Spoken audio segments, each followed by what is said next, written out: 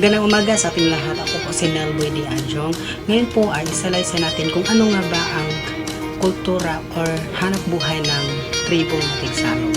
Ang tribong Matigsalog ay dito matatagpuan sa Bukidnon at ito po ay bahagi sa 7 tribo ng Bukidnon. Ang kultura ng Matigsalog ay sa salitang Matig ay taga at ang salog naman ay ilog. Ang kultura ng mga Matigsalog ay isa dito ang pagsasaka.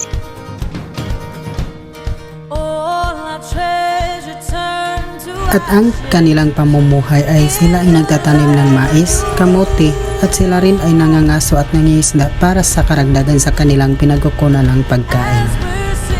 Sila ay may malalaking respeto ng baliti at bato dahil ito raw ang kanilang paniniwala at kanilang protection.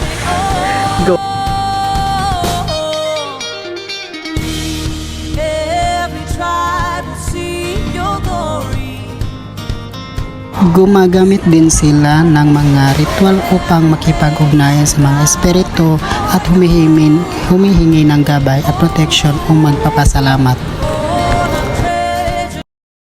At sila rin ay may iba't ibang uri ng sayaw na ginagamit nila ito sa mga ritual at pagdiriwang sa kanilang kultura.